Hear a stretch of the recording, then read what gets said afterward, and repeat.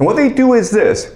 They take puppets, and then they reflect the puppets onto the wall, creating shadows.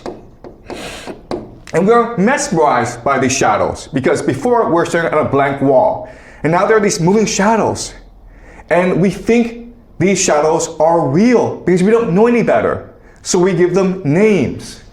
Okay, we give them names and we create a language in order to tell stories about these shadows. And this becomes really our collective reality, okay? So another way of saying this is that reality is a collective conscious which is really a hallucination. Okay?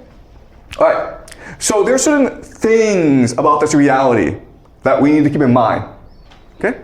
So first of all, what's really important to understand is that what creates this reality is our conscious, our imagination, our perception. Not anyone else, us, okay? So in other words, the wealth in this society is our consciousness. The amount of thought we put into something.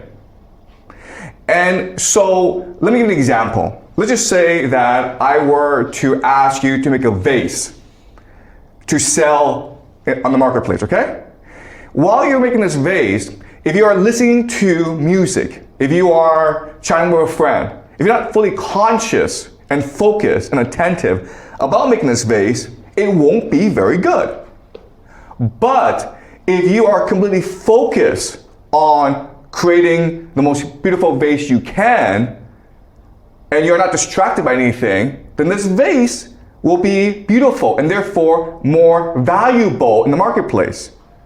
Okay? So in other words, it is our conscious attention that creates wealth in this world. And it is really money or capital that extracts and stores our consciousness and turns it into wealth.